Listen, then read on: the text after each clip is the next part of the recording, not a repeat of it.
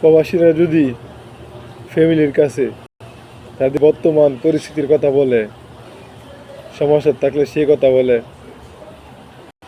Family মানুষ তারা নাকি নাটক করে, অভিনয় করে। সত্যি বলতে স্ত্রী বলেন, মা বলেন, আত্মীয় স্বজন বলেন, কেউ প্রবাসীদের আপন না। সবাই স্বার্থপর। যতক্ষণ আপনার ইনকাম ভালো থাকবে ততক্ষণ সবাই আপনাকে অনেক সম্মান করবে, অনেক আদর করবে। আপনি ততক্ষণই সবার চোখের মণি হয়ে থাকবেন।